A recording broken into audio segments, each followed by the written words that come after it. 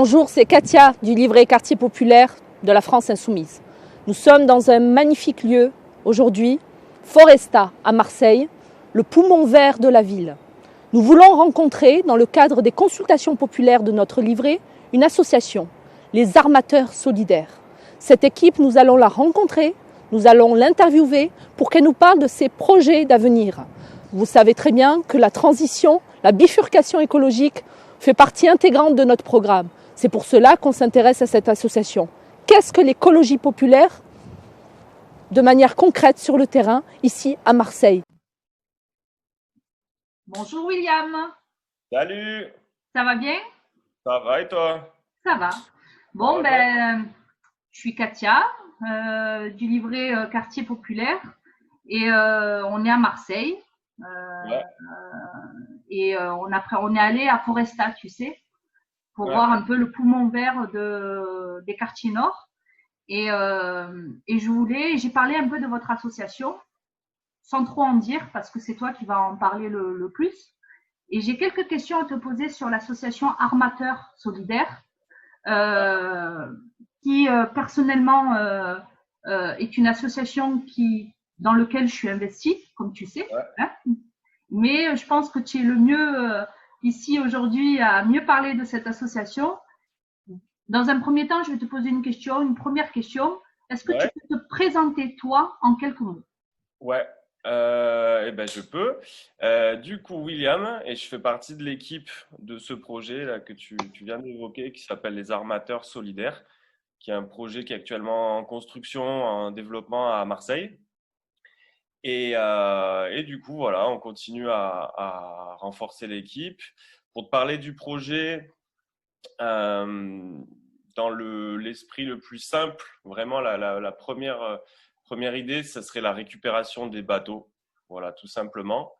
Récupérer des bateaux qui sont voués à la destruction ou qui sont plus utilisés.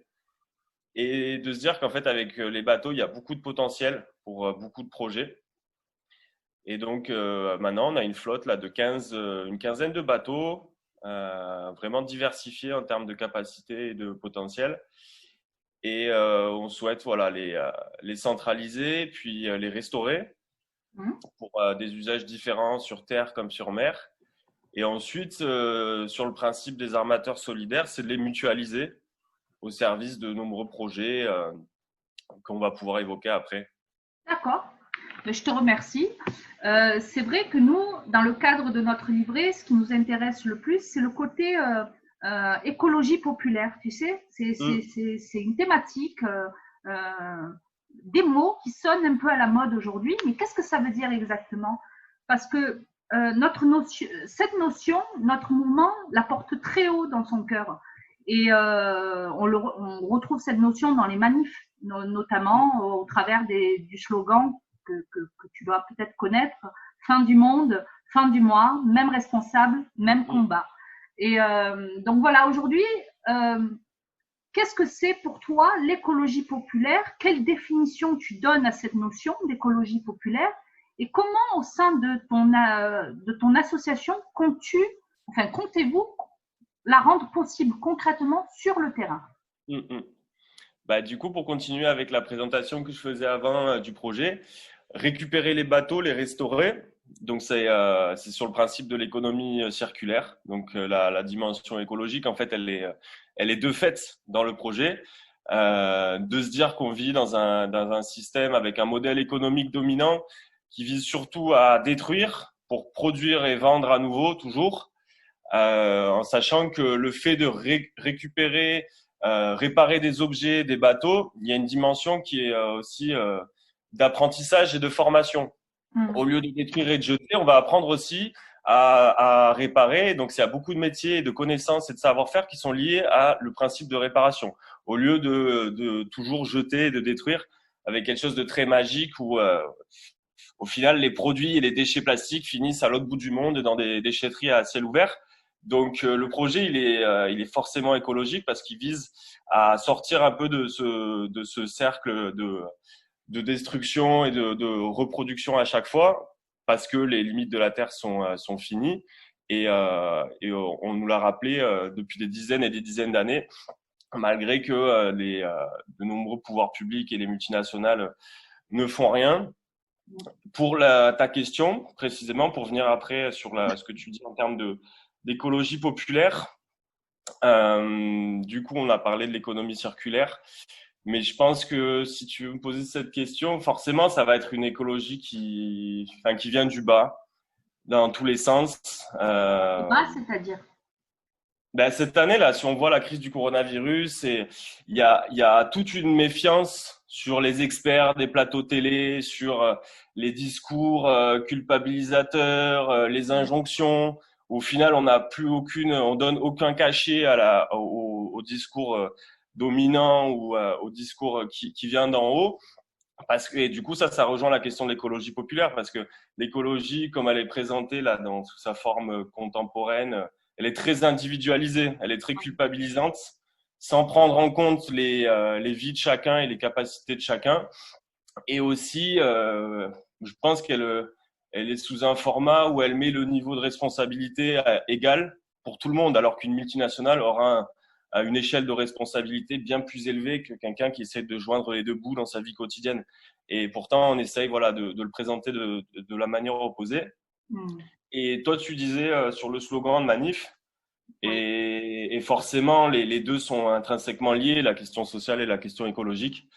On en parlait juste avant, des discours dominants qui peuvent être très méprisants, sur regarder comme ils mangent mal, ils trient pas leurs déchets, etc. Ou d'autres exemples où là, il y avait une canicule, il y a 2 ans, où il y avait les bouches d'eau des pompiers qui étaient ouvertes, et ils disaient, voilà, l'eau est en train d'être gaspillée, alors qu'il n'y avait aucune réflexion sur est-ce que la piscine de quartier elle a fermé, est-ce qu'il n'y a plus aucun arbre dans le quartier qui fait que la chaleur est conservée dans le béton et que du coup il fait super chaud, l'habitat précaire de devoir sortir de chez soi pour profiter un minimum, et du coup les discours dominants sont très culpabilisateurs, sont très méprisants, et donc forcément là-dessus la question sociale elle est liée à la question écolo, parce que si t'es pris à la gorge au quotidien, il faut déjà se focaliser sur les conditions de vie un minimum décentes au quotidien. Donc, ouais, je suis d'accord avec toi sur le lien total entre la question sociale et la question écolo. Et donc voilà, sur la définition d'écologie populaire, moi, j'aurais pas de solution clé en main ou quoi que ce soit, mais ça va forcément partir des capacités de chacun dans la vie quotidienne, et se rencontrer, et discuter, puis voir comment on peut mettre en place les transformations de quartier, sur les conditions de vie, sur la végétalisation, sur la qualité de l'air, mais ça doit venir par le bas, quoi. Parce que, tu vois, je ne sais pas si tu seras d'accord avec ce que je dis, mais ouais. Écologie, généralement, quand on entend écolo, on pense à bio directement, donc manger bio, et c'est pas assez démocratisé, ou ça commence à le devenir, dans le sens où on pense que l'écologie, c'est que pour les bobos. C'est pas pour nous, c'est pas pour les quartiers populaires, ça nous parle pas, ça nous parle peu. Et là, avec le comité Adama, vu qu'on dit que voilà, c'est le même combat en fait. Et là, peut-être que ça commence un peu à prendre forme et à parler à toutes les couches de la société. Et j'ai envie de faire un lien avec le social aussi, c'est la pauvreté.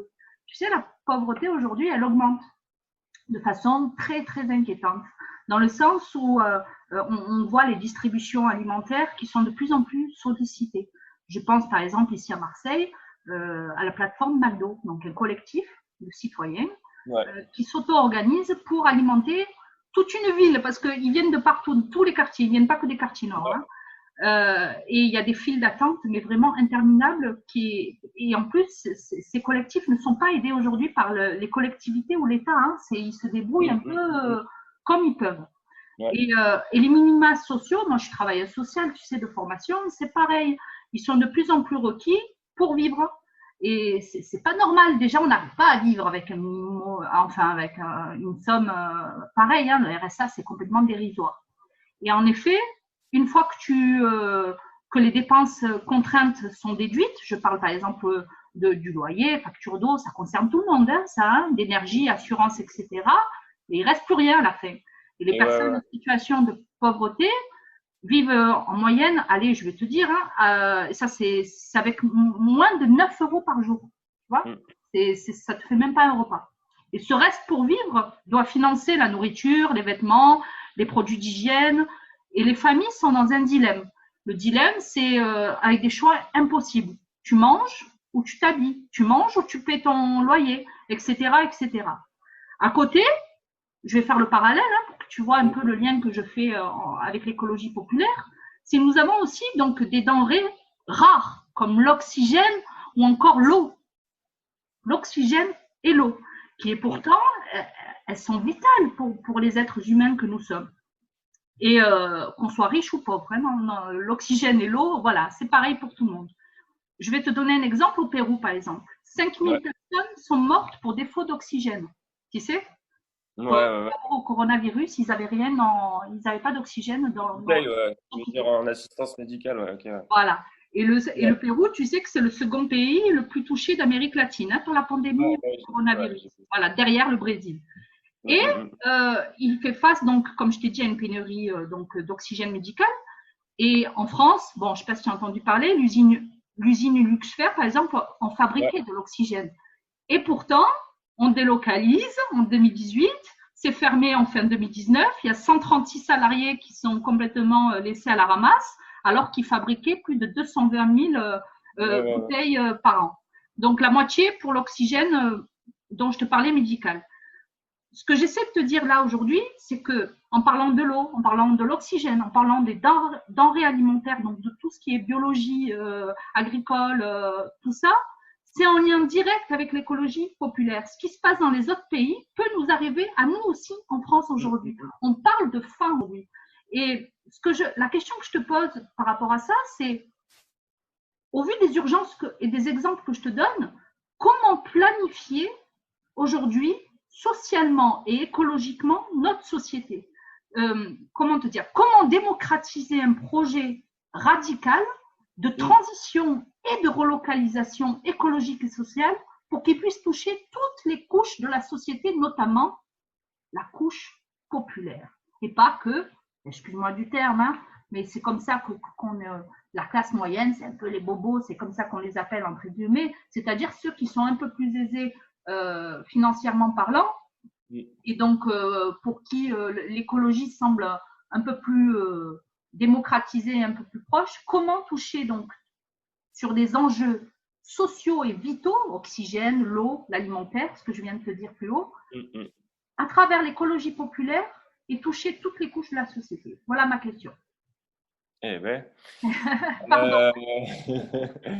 par où commence? Mais là, c'est ce que tu disais, ouais, là, c'était intéressant parce que c'est partir du constat que l'écologie est partout. Elle concerne tout le monde, tout le temps, quoi, partout sur la planète. Parce qu'à partir du moment où il y a de la vie, il y a une activité humaine, il y a forcément quelque chose sur l'écologie derrière. Pour prendre des exemples concrets, pour mettre, que la question écologique, elle est partout. Si par exemple, il y a un gamin qui a des problèmes respiratoires à cause de l'asthme, mais que en fait le terrain de foot, comme d'hab, il se retrouve collé à la rocade ou à l'autoroute parce qu'il y a le prix du mètre carré qui va avec, et du coup il a des problèmes de santé, de respiration, mais ça c'est lié à la pollution, c'est lié à l'écologie, c'est aussi lié à comment la ville se construit, et au final on retrouve de l'écologie dans beaucoup de choses au quotidien. S'il y a un espace vert de quartier qui part, forcément c'est l'écologie parce qu'on a beaucoup parlé de l'intérêt des arbres dans la qualité de l'air, ça on le sait, mais il y a aussi la question de la santé physique, de la santé mentale pour se ressourcer dans un espace vert, dans un parc, d'avoir cet accès à proximité dans les grandes villes qui se développent, d'avoir tout simplement un lien avec la nature. Donc il y a plein de l'écologie, elle se retrouve connectée à plein de choses différentes. T'évoquais aussi là le Pérou, mais là au niveau des conditions de travail, au niveau des matières dangereuses, des produits chimiques, ça peut être dans le nettoyage, dans l'hôtellerie, ça peut être pour les travailleurs agricoles, dans la pétrochimie, tout ça. Il y a des syndicats et des collectifs qui ont déjà amorcé ça sur la question de la santé au travail, mais c'est aussi de l'écologie. Et nous, pour les armateurs solidaires, on se développe sur. Donc pour revenir à ta question, qui nécessite une longue réponse, je pense. Pour revenir par exemple au projet, parce que là je l'ai évoqué rapidement, mais pour être plus dans les détails, il y a un ensemble de bateaux qui sera à terre pour de l'hébergement solidaire, mais aussi des bateaux qui auront des fonctionnalités pédagogiques, d'ateliers, des bateaux de découverte des métiers de la mer, du fonctionnement des bateaux, de la navigation, et d'autres bateaux qui vont servir pour des ateliers. Ça peut être pour le recyclage plastique, ça peut être pour les imprimantes 3D, ça peut être également pour la technique de la pyrolyse qui, à partir du plastique, permet de créer du carburant moteur. Et tous ces ateliers, cette vie de quartier, elle peut être un support pour la sensibilisation environnementale, pour les groupes scolaires. Donc dès le plus jeune âge aussi, c'est qu'il y ait des supports de découverte, d'apprentissage qui se développent. Et là, spécifiquement, parce que tu demandais pour les armateurs solidaires, c'est avec évidemment le monde de la mer, les bateaux, la formation pro, quoi. Et donc ça, je l'évoque rapidement. Emploi, ça, parce que tu parles de la mer, mais il y a beaucoup d'emplois qu'on pourrait tirer. Ça, ouais. Il y a beaucoup de possibilités de créer des emplois et de générer des revenus et des revenus, des emplois qui restent justement sur le territoire de création. On pourra parler aussi plus tard de la volonté des armateurs solidaires de créer une coopérative économique. Ça implique beaucoup de choses, mais c'est aussi dans la façon dont est porté ce projet. Peut-être je peux évoquer rapidement aussi les bateaux qu'on a qui ont une utilité en mer. On a un bateau de plongée, on a un chalutier dragueur. Tout ça, c'est des bateaux qui peuvent servir pour des opérations de dépollution sur le littoral, pour des projets scientifiques. Enfin voilà, le principe que je disais au tout début, c'est que les bateaux, nous, c'est comme le principe d'un armateur, c'est que on récupère des bateaux, on les restaure et après on les met à disposition de nombreux projets. Et les bateaux qui peuvent sortir en mer, pour des sorties de groupe, les sorties peuvent se faire aussi dans une démarche pédagogique, scientifique pour les plus jeunes, pour toutes les personnes qui n'ont pas accès au monde de la mer, de faire un lien avec la nature, de voir le lien entre terre et mer qui est totalement connecté, de voir les dégâts qui ont été causés en mer Méditerranée, qui est une des mers les plus polluées du monde, de voir voilà l'impact de l'activité humaine sur la biodiversité. Et donc voilà, il y a pas forcément une idée précise, mais le principe du projet, c'est que sur la question d'écologie, il y a beaucoup de possibilités, et sur la question d'écologie populaire, c'est la façon dont on mène le projet qui fait que ça rentre dans ce que tu dis. Et après, pour revenir là sur la globalité de ta question, on peut évoquer aussi le transport maritime et fluvial qui a été délaissé depuis de nombreuses années, mais qui est un mode de transport doux, qui est un mode de transport beaucoup plus écologique que d'autres modes, et qui, par exemple, peut permettre des échanges économiques entre coopératives, du transport de marchandises via les canaux, via les fleuves, via du coup le transport maritime. Peut également être dans des cas de solidarité en temps de crise. Le bateau, ça reste un mode de transport, mais ça peut être utilisé comme pour beaucoup de choses. Et du coup, forcément, quand tu poses la question dans transformation sociale, nous, on monte le projet avec d'autres associations, avec d'autres collectifs. Pas que du monde de la mer, mais aussi dans le social, dans l'écologie, dans le culturel, parce qu'il nous faut faire du commun, enfin il nous faut faire des passerelles, voir ce qui a déjà été fait, faire des partenariats. Mais là, les défis sont quand même très très grands, donc on s'en sortira que par le travail collectif. Et donc voilà, il y a des bateaux qui ont beaucoup de potentialité pour des actions de dépollution un jour, mais là où ma réponse, elle rejoint ta question, comment dire, c'est que il nous faut forcément quelque chose sur la durée, sur la longue durée. Pour donner un exemple, des fois on se dit là il y a un bâtiment public, je vais faire une image, il y a un bâtiment public où voilà une façade qui a été rénovée, donc on a enlevé la crasse qui était sur la façade, mais si les problèmes de fond ils sont pas réglés, la crasse de pollution elle reviendra dans 5 ou 10 ans. Ce que je veux dire, c'est dans cette image-là, c'est qu'on peut très bien faire des petites actions éparses qui vont avoir un impact concret sur la journée, mais s'il n'y a pas de transformation de fond, on va se retrouver cycliquement à devoir refaire les mêmes actions. Donc, je pense que c'est important de toujours avoir des actions concrètes, rapides pour répondre à l'urgence, mais en même temps, en parallèle, en doublon, de construire concrètement le projet de société qu'on veut. Donc voilà. Il faut que tout le monde se mette dessus sur ce projet. Quand je dis c'est tous les acteurs. En sachant qu'après, il y a des choses aussi qui nous dépassent sur la question. Donc les bateaux, ils ont une possibilité, une activité. Mais quand sur la question écologique, comment les villes se sont développées, comment l'organisation se fait, le modèle de la métropolisation, de l'agrandissement toujours, où on se retrouve avec des distances toujours plus grandes entre le lieu de travail, le lieu de vie, les administrations, les loisirs. Donc ça, c'est des choses qui aussi rentrent dans la question de l'écologie et au-delà des petits comportements individuels à changer, l'accessibilité aux services publics. Quand on disait qu'il y avait 110 villages à Marseille qui ont été du coup mis en commun, comment s'est développée la ville et comment on voudrait la voir se développer, à relocaliser, à reterritorialiser et pas se retrouver avec une ville tentaculaire où on est obligé de faire à chaque fois 40 km pour faire ci, pour faire ça.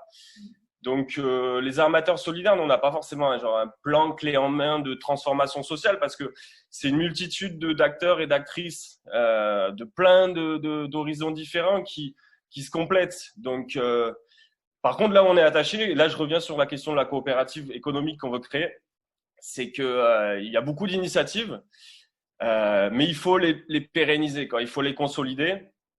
Et il faut trouver des moyens de coordination entre initiatives, entre collectifs, entre actions, pour que on puisse se dire voilà, il y a aussi demain, il y a aussi après-demain, et qu'on soit pas toujours dans de se dire que les choses ne vont pas durer. Donc la coopérative aussi, l'intérêt de créer une entreprise, c'est d'augmenter nos fonds propres, donc en termes d'autonomie financière, de créer des emplois, de générer des revenus aussi, comme je le disais. Et ces revenus, justement, ils restent là où ils ont été créés et ils sont au service de projets en cours, de projets futurs. Donc, c'est des revenus qui restent pour la collectivité. Mais forcément, les défis sont grands. Donc, il faut des fois lever un peu le niveau d'ambition et faire tout pour y arriver. Et se dire aussi qu'au-delà de la petite initiative qu'on fait, ça résonne ailleurs, en France comme dans d'autres endroits dans le monde. Et toutes les actions qu'on fait, les initiatives réussies, elles sont force de proposition, d'innovation et d'espoir contre la résignation aussi, parce qu'on est vraiment confronté à ça sur beaucoup d'aspects, où se dire que rien ne va changer. Et des fois, quand il y a des modèles qui marchent dans une ville ou dans un endroit ou dans une vallée, d'autres personnes vont s'en inspirer, un modèle qui devient exportable. Et après, le but, c'est que on fédère des initiatives de solidarité, d'échanges économiques, mais que voilà, que ça continue à bouillonner, que ça garde espoir et que pas au-delà de l'espoir qu'il y ait des formes de solidarité économique, humanitaire, écologique qui se fassent de manière coordonnée à Marseille et ailleurs, et que voilà, le monde qu'on veut construire plus juste, on le mette en pratique tout de suite, quoi. La réponse était un peu longue, mais c'est vrai que la question elle était très longue aussi. Désolé. Ah William, ma question elle était très très longue. J'ai fait. Ouais, du coup, de la réponse a duré 10 minutes aussi. Qu'est-ce que je voulais te dire Est-ce que l'association Armateurs Solidaires veut et a pour projet de se rapprocher des quartiers nord de la ville, dans le sens où c'est quand même des quartiers qui sont assez laissés pour compte sur plusieurs plans. Je suis une habitante des quartiers nord. Et c'est vrai que moi, j'aimerais bien que le projet des armateurs solidaires puisse bénéficier aussi à la population des quartiers nord de la ville pour justement les initier à tous les points dont tu viens de parler et plus encore, j'imagine. Mais voilà. Est-ce que vous avez ce projet-là? C'est en cours. L'installation à Foresta est possible. Du coup, on va tout faire pour ça parce que ça reste un endroit qui est un parc de quartier depuis des dizaines et des dizaines d'années, où on est en contact déjà avec des assos, des contacts dans le 16 aussi, Corbière, l'Estac où il y a le chantier naval, il y a le lycée des métiers de la mer de l'Estac. Dans le 15, on se retrouve avec tous ces bateaux-là qui peuvent, comme j'ai dit un peu à droite à gauche avant, servir de support de découverte, de support d'apprentissage, de support de création d'emplois, de revenus, de rencontres entre des artisans, des professionnels, de lieux de rencontre, tout simplement. Et c'est des projets où on a plein d'idées, mais on sait que on laissera la porte aussi à tout ce qui va se faire par la suite, parce que il y a des assos qui se rencontrent, il y a des passerelles qui se font. Et ensuite, après, là, je parlais sur la question de la terre, parce que tu parlais pour le 15 à Foresta. Mais par contre, au niveau de la sortie en mer, là, on se retrouve aussi avec de continuer à rendre la mer accessible. Là, tout simplement parce que là, pour avoir un bateau, c'est des loyers à payer, c'est un investissement.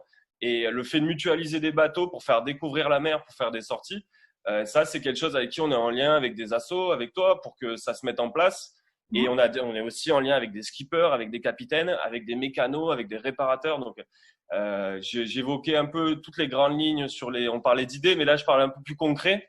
Mais c'est un projet qui motive beaucoup de monde à Marseille. Et voilà, des gens de plein de secteurs différents. Et donc voilà, on va continuer à bosser pour le faire en pratique, quoi. Merci William d'avoir répondu à mes Merci à questions. toi. On rappelle juste qu'on Ouais. peut retrouver la plaquette téléchargeable de l'association Armateurs Solidaires sur le profil Facebook. Ouais, le plus simple, ça sera sur le Facebook parce que alors là, du coup, on est beaucoup dans la structuration interne, dans l'organisation, un peu de recrutement aussi. Toute la partie communication et public, ça sera là pour 2021, début 2021, on espère. Et du coup, voilà, il y aura des sites internet, il y aura encore plus de présentations. Mais là, si pour lire la plaquette, ça sera sur le Facebook Armateurs Solidaires. Et, D'accord. euh, et voilà, on crée aussi en ce moment d'autres documents qui permettra de mieux connaître encore le projet dans ses détails. Je fais un bisou à toi, à Ouais, moi Philippe aussi. et à Merci tout le pour reste l'invite. de l'équipe Ouais, je derrière le transmets. projet Ouais, écologique et social, du coup ambitieux, très ambitieux, très qui ambitieux, ouais. profitera aussi à la population des quartiers nord de Marseille. Ouais, Avant de se quitter, je veux juste, vu qu'on est à la fin de l'année, il y a les ouais, fêtes qui arrivent, si on devait lire un livre, je voulais te présenter un livre ouais, qui m'a parlé et qui parle d'écologie populaire, justement. Je vais te faire un partage d'écran. Donc, je t'invite allez. vraiment à le lire et j'invite toutes les personnes qui nous écoutent à aller le consulter. Hmm. Hop, donc, est-ce que tu le vois? Ouais, l'abécédaire de l'écologie populaire, Manon Dervin. Exactement. Donc, je t'invite. Tu l'as lu ou pas? Non? Non, pas encore. Eh ben, je t'invite à le lire, ce livre. Ça allait, ça allait. Et on en reparlera si tu veux. Ouais, avec plaisir. On fait ça? Ouais, Allez, ben merci beaucoup, merci à tout le monde et j'espère que finalement l'implantation à Foresta va se faire. ouais, Ça va être plus pratique pour nous et pour l'accessibilité de la population des quartiers nord de Marseille de venir à nous si on s'implante là. Sinon, ben on trouvera quand même autre chose. Hein. Et ouais. voilà, donc un gros bisou à tous et à toutes. Merci William. Merci Katia, à bientôt. À Gros bisous. bientôt.